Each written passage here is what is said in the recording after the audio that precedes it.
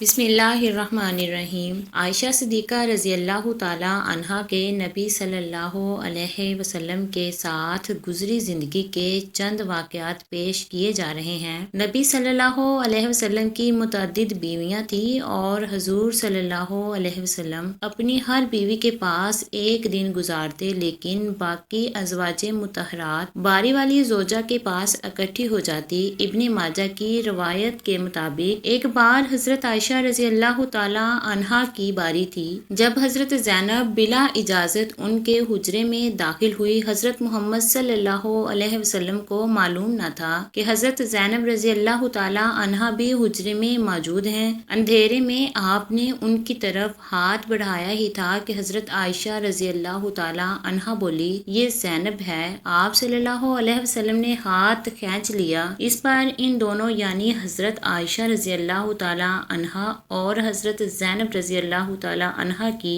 آپس میں تکرار شروع ہو گئی اور ان کی آوازیں بلند ہو گئی۔ ادھر نماز کھڑی ہونے لگی تو حضرت ابوبکر صدیق رضی اللہ تعالیٰ عنہ نے حضرت عائشہ کو بلا لیا۔ حضرت عائشہ بولی، اب نماز ادا کرنے کے بعد میرے والد مجھے خوب ڈانٹیں گے۔ ایسا ہی ہوا اور حضرت ابوبکر صدیق رضی اللہ تعالیٰ عنہ نے انہیں سختی سے ڈانٹا کہ تم رسول اکرم صلی اللہ علیہ وسلم کے سامنے اس طرح سے بولتی ہو۔ بائے روایت مسلم، ایک بار رسول اللہ صلی اللہ علیہ وسلم حضرت عائشہ کے پاس آئے تو انہوں نے پوچھا، آج کہاں رہے؟ آپ صلی اللہ علیہ وسلم نے فرمایا، اے حمیرہ، ام سلمہ کے پاس تھا۔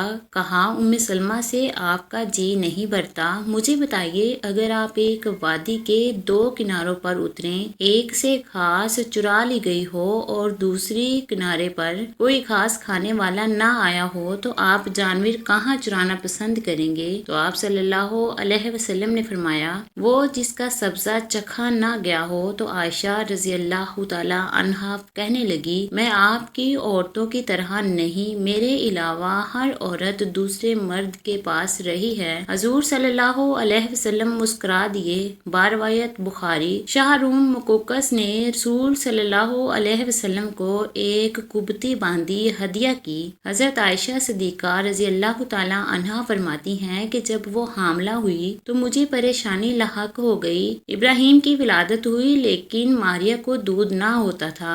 آپ صلی اللہ علیہ وسلم نے بچے کے لیے دودھ دینے والی بھیڑ خریدی جس کا دودھ پی کر وہ موٹا اور سرخ و سفید ہو گیا۔ ایک دن آپ صلی اللہ علیہ وسلم ابراہیم کو اپنی گردن پر اٹھا کر لائے اور پوچھا، عائشہ، بچے کی مجھ سے مشابہت کے بارے میں کیا کہتی ہو؟ میں نے سوتاپے کی وجہ سے کہا کہ مجھے تو آپ سے کوئی مشابہت نظر نہیں آتی۔ فرمایا، بچے کی صحت کے بارے میں کیا کہتی ہو؟ میں نے کہا، جو بھیڑوں کا دودھ پیتا ہو وہ ایسے ہی ہو جاتا ہے۔ حضرت عائشہ رضی اللہ تعالیٰ عنہا فرماتی ہیں، میں ان عورتوں سے چڑھتی تھی جو اپنا آپ رسول صلی اللہ علیہ وسلم کو ہبہ کر دیتی تھی۔ میں کہتی تھی، عورت اپنی تئیں ہبہ کر سکتی ہیں۔ جب اللہ تعالیٰ نے یہ آیت اتاری، اے نبی صلی اللہ علیہ وسلم، اپنی بیویوں میں سے جس کو چاہیں الگ رکھیں اور جسے چاہیں اپنے پاس رکھیں اور جسے چاہیں الگ کرنے کے بعد واپس بلا لیں، اس میں بھی کوئی حرج نہیں۔ سورہ الاحزاب۔ تو میں نے کہا، مجھے لگتا ہے کہ آپ کا رب آپ کی خواہش پوری کرنے میں جلدی کرتا ہے۔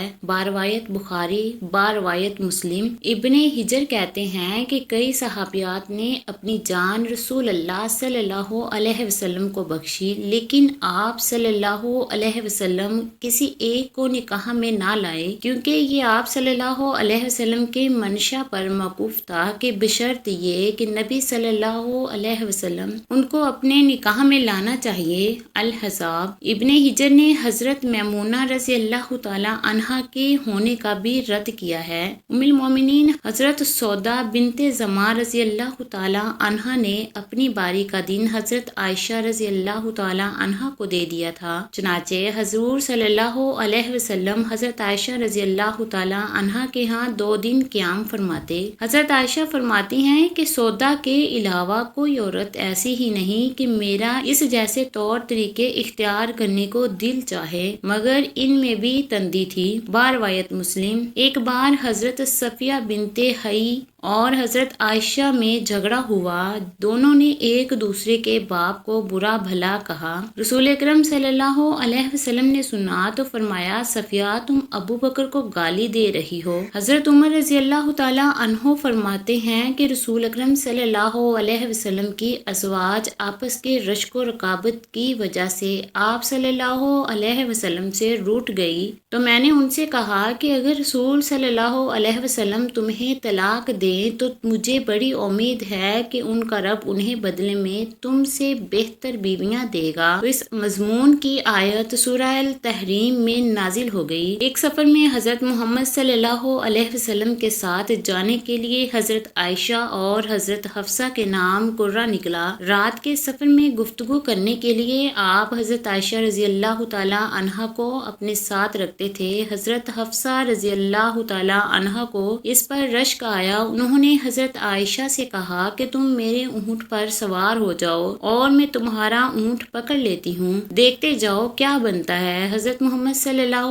علیہ وسلم حضرت عائشہ رضی اللہ تعالیٰ عنہا کے اونٹ کے پاس گئے اور حضرت حفصہ رضی اللہ تعالیٰ عنہا کو سلام کیا۔ رات بھر کے سفر کے بعد پڑاؤ کا وقت آیا۔ حضرت عائشہ آپ سے دور رہ گئی۔ وہ نبی صلی اللہ علیہ وسلم سے شکوہ تو نہ کر سکتی تھی، اس لیے زمین پر اترتے ہی اپنے پاؤں ازخر گھاس میں ڈال دیے جس میں سانپ بچھوؤں کا بسیرا ہوتا ہے اور رنج کے باعث دعا کرنے لگی، یا رب ڈسنے کے لیے مجھ پر کوئی سانپ بچھو ہی مسلط کر دے۔ وہ روایت بخاری اور روایت مسلم۔ نبی صلی اللہ علیہ وسلم اپنی ایک زوجہ حضرت عائشہ رضی اللہ تعالیٰ عنہا کے پاس تھے۔ اتنے میں ایک دوسری بی بی حضرت زینب رضی اللہ تعالیٰ عنہا نے خانے پر رکابی بھیجی۔ حضرت عائشہ رضی اللہ تعالیٰ عنہا نے جس کے ہاں نبی صلی اللہ علیہ وسلم تھے، لانے والے خادم کے ہاتھ پر ایک ضرب لگائی تو رکابی گر کر ٹوٹ گئی۔ آپ صلی اللہ علیہ وسلم نے گرا ہوا کھانا اور رکابی کے ٹکڑوں کو اکٹھا کیا اور خادم سے فرمایا، تمہاری اماں ام المومنین عائشہ کو رشک آ گیا تھا۔ خادم کو روک کر آپ صلی اللہ علیہ وسلم نے گھر سے نئی رکابی دے کر رخصت کیا۔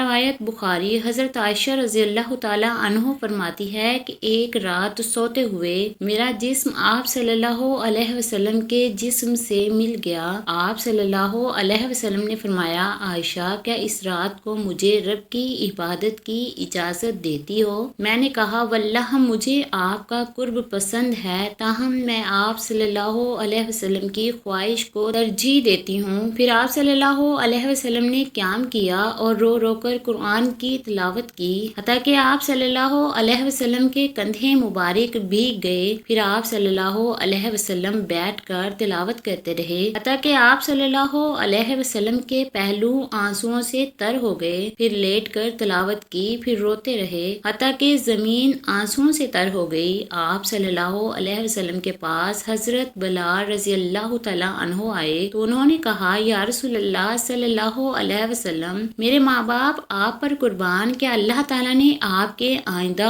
اور گزشتہ کے تمام گناہ معاف کر دیے؟ فرمایا، بلال پھر میں شکر گزار بندہ نہ بنوں؟ اللہ تعالیٰ نے مجھ پر اس رات یہ آیت نازل فرمائی، یعنی آسمان و زمین کی پیدائش میں دن رات کی گردش میں اہل عقل کے لیے نشانیاں ہیں۔ جو اللہ کی ذکر کرے، بیٹھے اور لیٹے، ہر حال میں بجا لائے، اور وہ زمین و آسمان کی پیدائش پر غور و فکر کرتے ہیں اور کہتے ہیں کہ اے ہمارے پروردگار، تو نے یہ سب کچھ باطل پیدا نہیں کیا، تو پاک ہے، ہمیں آگ کے عذاب سے نجات عطا فرما۔ آل عمران۔ اللہ عزوجل سے دعا ہے ہمیں دین کی صحیح سمجھ عطا فرمائے اور ہمارا خاتمہ ایمان پر فرمائے، آمین ثم آمین۔ محترم ناظرین گرامی، آپ سے گزارش ہے کہ کومنٹس باکس میں ایک بار درود شریف ٹائپ کر دیجئے۔ میری یہ معلوماتی ویڈیو پسند آ جائے تو براہ کرم اس ویڈیو کو زیادہ سے زیادہ شیئر کر دیجئے اور میرے اسلامک عقیدہ چینل کو سبسکرائب کر لیجئے۔ جزاک اللہ خیرن کثیرن۔ اللہ ہم سب کا حامی و ناصر ہو، آمین۔